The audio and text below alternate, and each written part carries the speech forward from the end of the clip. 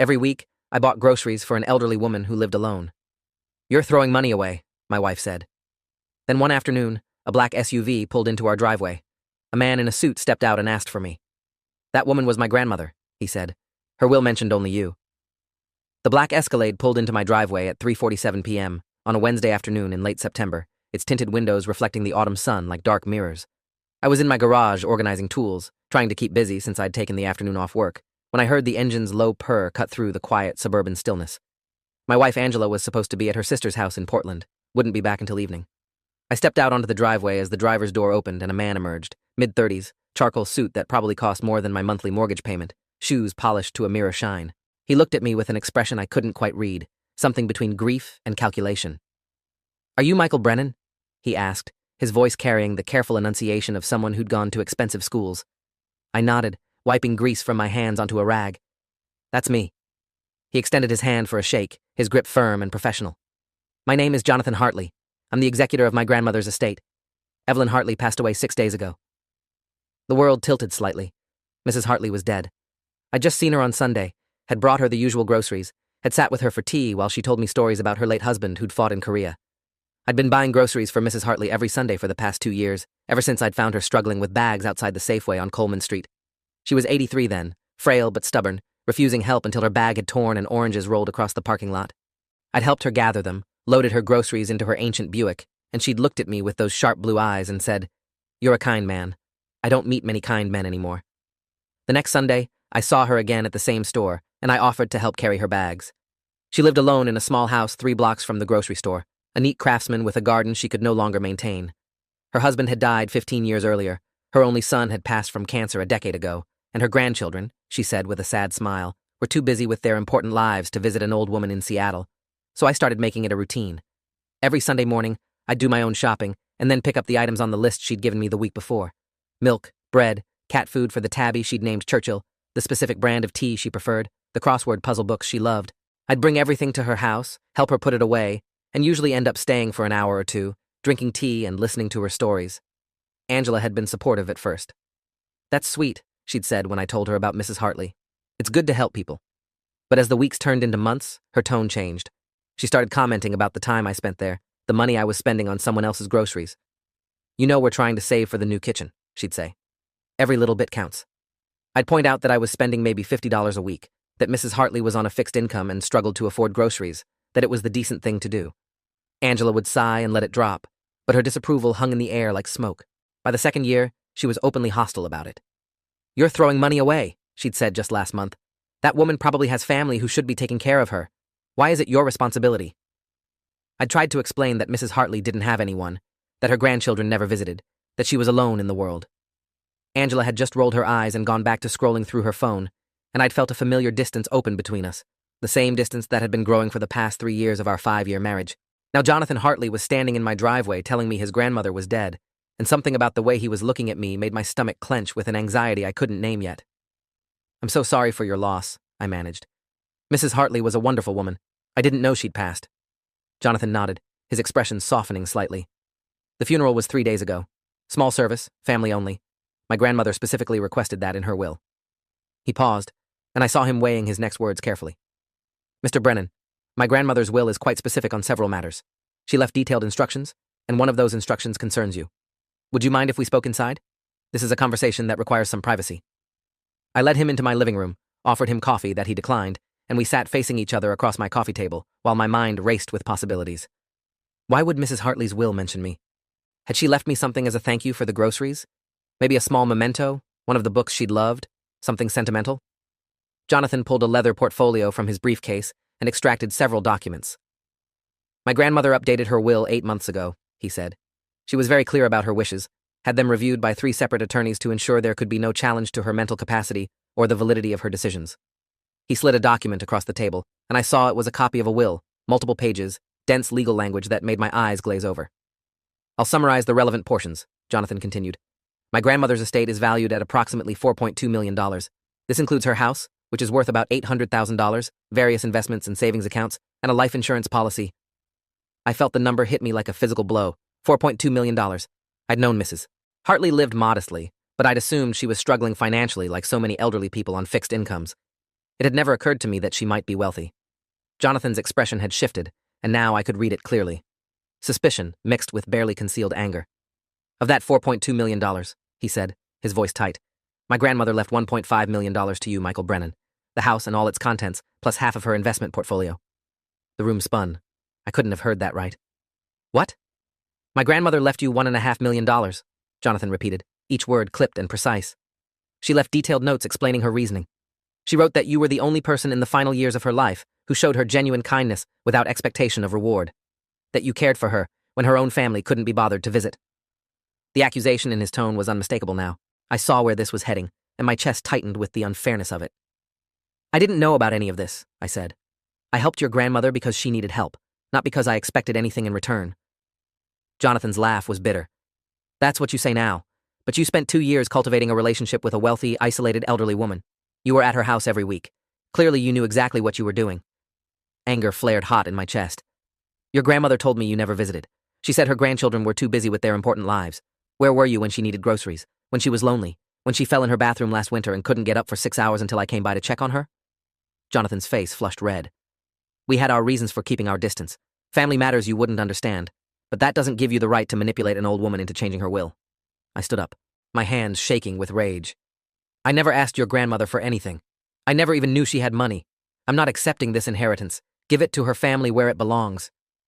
Jonathan stood as well, his jaw tight. Unfortunately, it's not that simple. The will is ironclad. My grandmother included provisions specifically preventing the money from reverting to the family if you refuse it. If you decline, the entire $1.5 million goes to various charities. My sister and I would receive nothing from that portion of the estate. He paused, and when he spoke again, his voice was low and dangerous. But I'm going to contest this will. I'm going to prove that you exercised undue influence over my grandmother, that you isolated her from her family, manipulated her, possibly even coerced her, and when I'm done, you'll be lucky if you're not facing criminal charges. He left then, climbing back into his black SUV and pulling out of my driveway with controlled fury. I stood in my living room, staring at the will he'd left on my coffee table, trying to process what had just happened. Mrs. Hartley had left me $1.5 million. Her grandson thought I was a con artist who'd manipulated an elderly woman, and somehow I had to prove I was innocent of charges that hadn't even been filed yet. I called Angela. She needed to know about this before Jonathan Hartley's accusations started spreading through our community. Her phone rang 4 times before going to voicemail. I tried again. Voicemail. I texted her. Call me. Something's happened. It's important. Then I sat down and started reading through the will Jonathan had left, trying to understand what I was being accused of. The will was dated February of that year, 8 months ago. Mrs. Hartley had indeed left detailed notes explaining her decision. I found them on the 4th page, a separate attachment that made my throat tight with emotion. Michael Brennan has been the son I lost, she'd written in her careful, old-fashioned handwriting. He asks nothing of me but the pleasure of my company. He brings me groceries, but more importantly, he brings me conversation, laughter, and the knowledge that I am not forgotten. My grandchildren, Jonathan and Amanda, have not visited me in 7 years. They send cards on Christmas and my birthday, but they have made it clear through their absence that they find me a burden. I have attempted reconciliation many times, but they are angry about matters that cannot be changed. I am leaving the bulk of my estate to charity, but I want Michael to have something as thanks for giving me dignity in my final years. He deserves to know that his kindness mattered. 7 years. Jonathan hadn't seen his grandmother in 7 years, but he had the audacity to accuse me of manipulation. I was still sitting there, reading and rereading Mrs. Hartley's words, when Angela came home at 6:15 p.m. She walked into the living room, saw the documents spread across the coffee table, and her expression did something strange. Not curiosity, not concern, something that looked almost like fear. What's all this? She asked, her voice carefully neutral. I explained about Jonathan Hartley's visit, about the will, about the accusations. I watched Angela's face as I talked, and what I saw there made my stomach drop. She wasn't surprised, not even slightly. You knew, I said, the words coming out slowly as realization dawned. You knew Mrs. Hartley had money. Angela's face went carefully blank, the expression she wore when she was caught in a lie. I'd seen it before, small things, where she'd been, who she'd been with, charges on the credit card that didn't match her stories. Don't be ridiculous, she said. How would I know that? But something was wrong with her delivery, with the way she wouldn't meet my eyes. I thought back over the past 2 years, over Angela's increasing hostility toward my visits with Mrs. Hartley, and a terrible possibility began to form. You've been to her house, I said. Haven't you? Without me knowing. Angela's jaw tightened. I don't know what you're talking about. I pulled out my phone and called Mrs. Hartley's number, the landline she'd had for 50 years. It rang 3 times, then Jonathan Hartley's voice came through, clipped and cold. Yes? This is Michael Brennan. I need to ask you something about your grandmother. Did she ever mention my wife visiting her? Angela Brennan? The silence on the other end stretched out for several long seconds. Then Jonathan said, "Who is Angela Brennan?" My blood went cold. My wife. Did your grandmother ever mention her? No, Jonathan said slowly. My grandmother never mentioned anyone by that name. Why? I hung up without answering and turned to Angela, who was backing toward the door with an expression I'd never seen on her face before. Pure calculation mixed with something that might have been panic. Tell me the truth, I said. How did you know Mrs. Hartley had money? Angela's mask finally slipped, and what I saw underneath made me feel sick. You're so stupid, Michael. So predictable. The devoted husband who helps little old ladies with their groceries. I knew exactly how you'd react when I pointed you toward her. The words didn't make sense. What? I found Evelyn Hartley 6 months before you did, Angela said, and her voice had gone cold, clinical. I work at the county assessor's office. I see property records all day long. I know who owns what, who's elderly and alone, who has assets and no close family. Evelyn Hartley was perfect. 83 years old, widowed, estranged from her grandchildren, sitting on millions. My hands were shaking. You set me up. You wanted me to befriend her. Angela laughed, and the sound was ugly. I couldn't approach her myself. Too obvious, too suspicious. But you, with your Boy Scout complex and your need to save everyone, you were perfect. I made sure you'd see her at the grocery store that day. Hired someone to bump into her, tear her bag, create a situation where you'd swoop in to help. And you did exactly what I knew you'd do. You started visiting her, bringing her groceries, becoming her trusted friend, all while I worked on the long game. She pulled out her phone and showed me a photo. It was of a document, a will, dated 4 years earlier. This was Evelyn's will before she met you. Everything split evenly between her 2 grandchildren. But I knew if you got close enough to her, if you became important to her, she might change it. Might leave you something. I've been waiting 2 years for the old bitch to die so we could cash in. I couldn't speak. Couldn't process what I was hearing. My wife had manipulated me into befriending an elderly woman as part of a scheme to steal her inheritance. You're insane, I finally managed. This is insane. Angela shrugged. This is practical. Do you know how much debt we're in because of your teaching salary and my county job? This was going to save us. You were going to inherit, I was going to file for divorce and take half in the settlement, and we both would have walked away set for life. Something occurred to me then, a terrible possibility. The groceries. You always complained about the money I spent on groceries for her, but you wanted me to keep going, didn't you? You were just creating a paper trail to make it look like you disapproved, like you had no idea what was happening. Angela smiled, and it was the smile of a stranger. See? You're not completely stupid. I needed to be able to say I had no knowledge of your relationship with her, that you'd been deceiving me just like you deceived her. When you inherited, I'd file for divorce, claim you'd been unfaithful with your time and resources, take my half, and disappear. I thought about the past 2 years, about every moment I'd spent with Mrs. Hartley, believing I was doing something good, and all of it had been orchestrated by my wife as part of an inheritance scam. There's one problem with your plan, I said, my voice shaking with rage. I'm not taking the inheritance. It's going to charity. Angela's smile vanished. What? I told Jonathan Hartley I don't want it. According to the will, if I refuse it, the money goes to charity. You get nothing. For a moment, I thought Angela might hit me. Her face went purple with fury, and she took a step forward, hands clenched into fists. Then she seemed to regain control, and the calculating expression returned. You're going to accept that inheritance, she said. Because if you don't, I'll make sure everyone knows you manipulated Evelyn Hartley. I'll testify that you told me you were befriending her for her money. I'll ruin you. I stared at my wife, this woman I'd been married to for 5 years, and realized I'd never actually known her at all. Get out, I said. Get out of my house. Angela grabbed her purse and headed for the door, but she paused on the threshold. You have 24 hours to decide, Michael. Accept the inheritance and give me my half, or I burn your life down.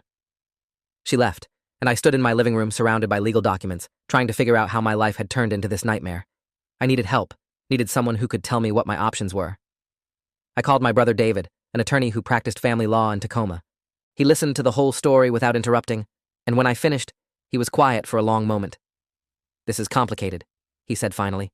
But the first thing you need to do is document everything. Write down exactly what Angela said to you, word for word, while it's fresh in your memory. Do you have any proof of her confession? I hadn't recorded it, hadn't thought to. No. David sighed. That makes it harder. But we can work with this. I'm going to refer you to a colleague of mine, Patricia Vance. She's been practicing criminal and civil law for 26 years, and she's handled cases involving fraud and inheritance disputes. Call her first thing tomorrow morning. That night, I couldn't sleep.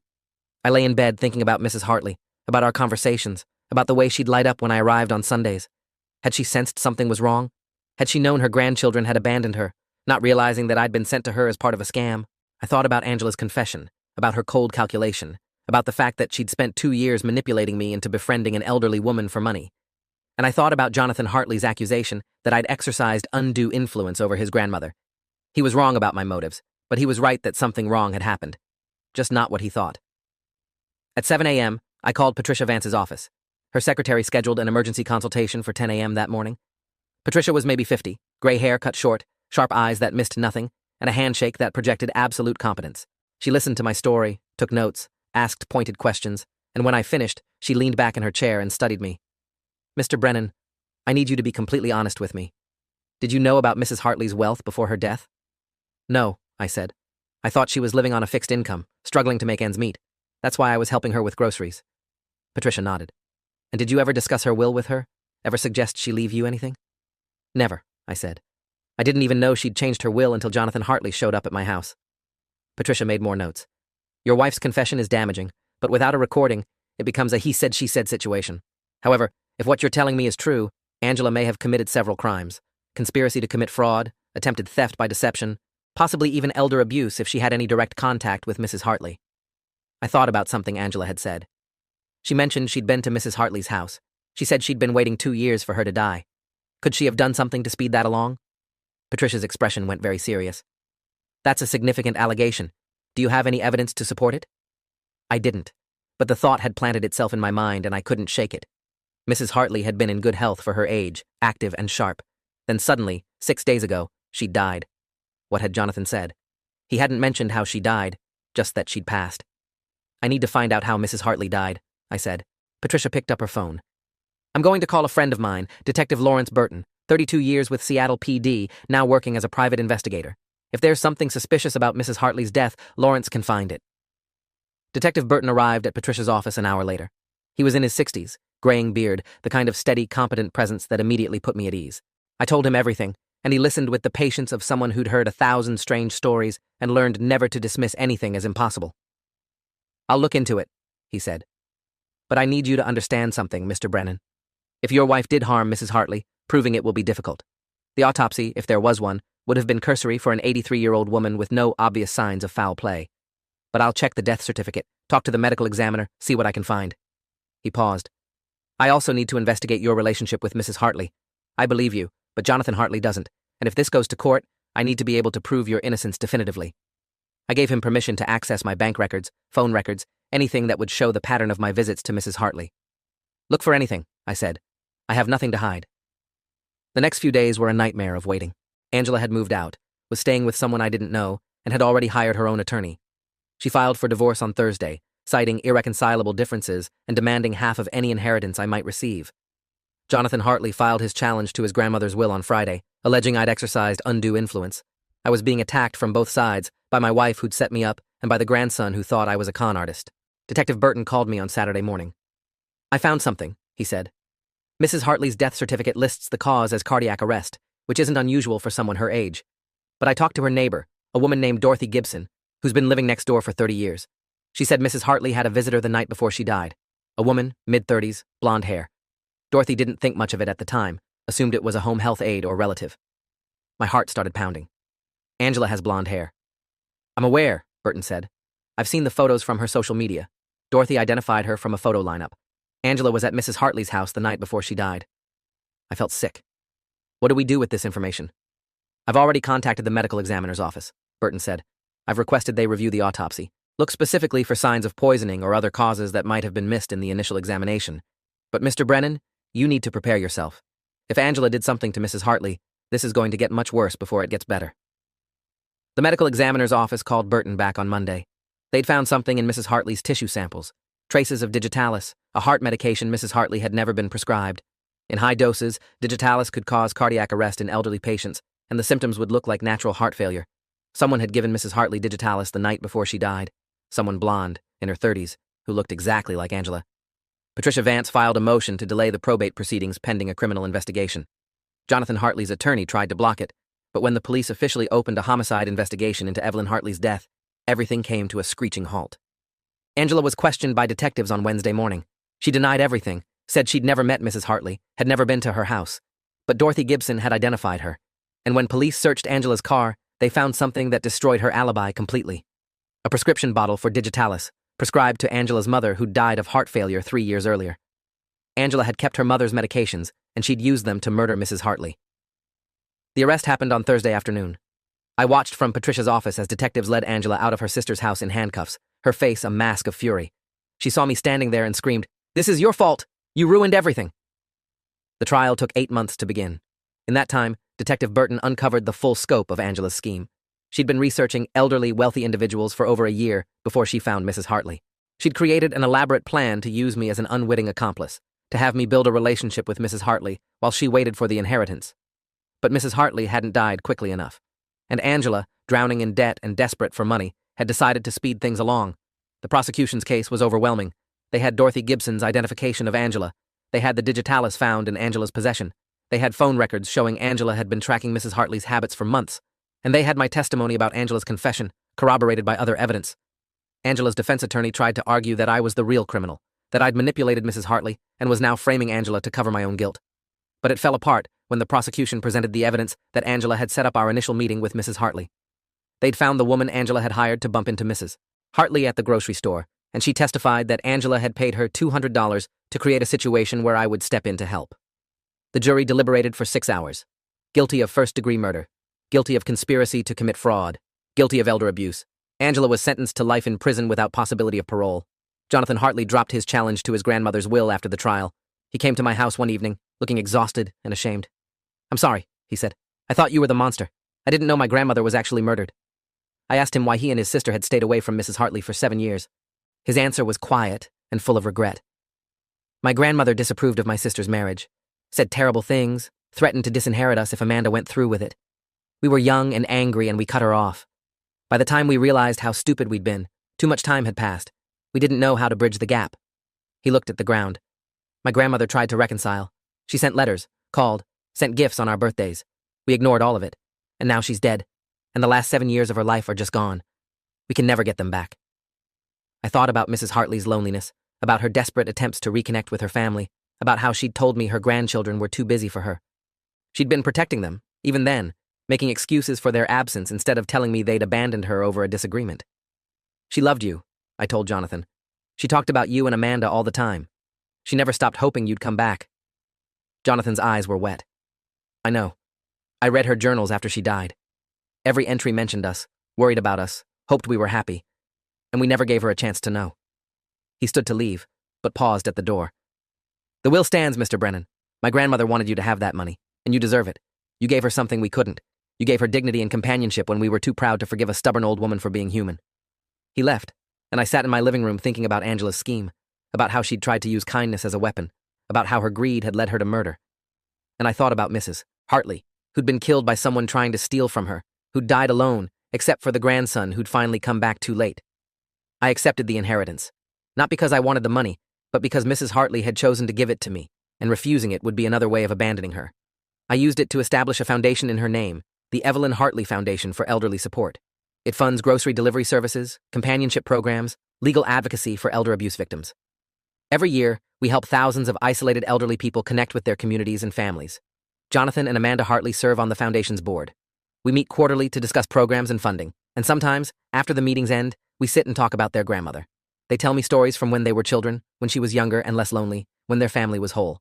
And I tell them about our Sundays together, about the tea and crossword puzzles, about her sharp wit and gentle wisdom. A year after Angela's conviction, I received a letter forwarded from her prison. She'd written to say she hoped I was happy, that I'd destroyed her life over an old woman who would have died anyway, that if I'd just accepted her plan, we both could have been rich and free. I read it once and threw it away. Some people never understand that there are things more valuable than money. 2 years after Mrs. Hartley's death, I met someone named Claire Donovan at a foundation fundraiser. She was a social worker who'd been working with elderly clients for 15 years, and she understood what the foundation was trying to do because she'd seen the need herself. We talked for hours that night, and 6 months later, we were dating. She never asked me about the money or the inheritance. She cared about the work we were doing, about helping people who'd been forgotten by their families and communities.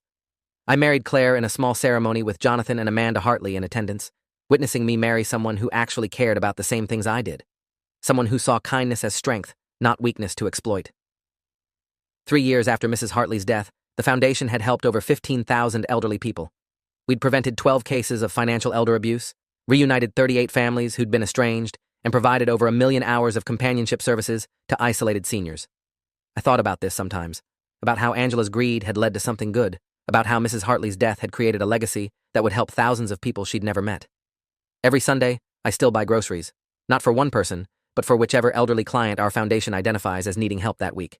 I bring them their food, sit with them for tea, listen to their stories, and every time I do, I think about Mrs. Hartley, about her sharp blue eyes and her stubborn pride, about the way she'd smiled when I arrived at her door. Some people would say I was naive to help her, that I should have been more suspicious, more careful, more aware that someone might try to use my kindness against me. But I'd do it again in a heartbeat. Because at the end of the day, Mrs. Hartley got 2 years of companionship before she died, 2 years of Sunday mornings and grocery deliveries and crossword puzzles, 2 years of not being alone, and that mattered more than any scheme Angela could have planned. The money Mrs. Hartley left me became something she would have approved of, a way to help others who were suffering the same loneliness she'd endured. And Angela, who'd spent years manipulating and scheming and ultimately murdering for that inheritance, lost everything. Her freedom, her future, her reputation. All because she couldn't understand that some things can't be bought or stolen or schemed into existence. Things like kindness, dignity, and the simple human connection that comes from seeing someone who needs help and choosing to care. Jonathan Hartley told me something at our last board meeting that I think about often. He said that his grandmother had written in her journal, just days before she died, that I'd given her something precious. Not the groceries or the help around the house, but the knowledge that she still mattered to someone. That she wasn't just a burden to be endured or an inconvenience to be managed, but a person worth spending time with. That's what she wanted to give you, Jonathan said. Not just money, but the knowledge that your kindness mattered, that it changed her life. I think about that every time I visit one of our foundation's clients. Every time I sit with an 80-year-old veteran or a 90-year-old widow or a 75-year-old widower who hasn't had a real conversation in months, I think about Mrs. Hartley and her blue eyes and her stubborn insistence on making her own tea even when her hands shook. And I think about how Angela tried to turn kindness into a con and instead created something that would help thousands of people long after we're all gone. That's justice, I suppose. Not the legal kind that put Angela in prison, though that mattered too, but the cosmic kind that takes someone's evil intentions and transforms them into good. That takes a murder scheme and turns it into a foundation that feeds the hungry and comforts the lonely and reconnects families who'd lost their way. Mrs. Hartley would have liked that. She would have sat in her neat craftsman house, drinking her specific brand of tea, and she would have smiled that sad, wise smile and said, "Good things can come from terrible circumstances, Michael. We just have to be brave enough to find them." I was brave enough. And every Sunday, when I deliver groceries to someone who needs them, I'm still brave enough to believe that kindness matters, even in a world where people like Angela exist. Maybe especially in a world where people like Angela exist. Because the alternative is to let the con artists and the schemers and the murderers win, to let them make us cynical and suspicious and cold. And I refuse to give them that victory. I'll keep buying groceries. I'll keep sitting with lonely people. I'll keep believing that seeing someone who needs help and choosing to care is the most powerful thing any of us can do. Mrs. Hartley taught me that. And Angela, in her own twisted way, proved it by showing me exactly what happens when someone tries to weaponize human decency. They fail. They always fail. Because kindness is stronger than greed, and love is more powerful than schemes, and in the end, the truth finds its way to the light. If you made it this far, hit like, you've earned it.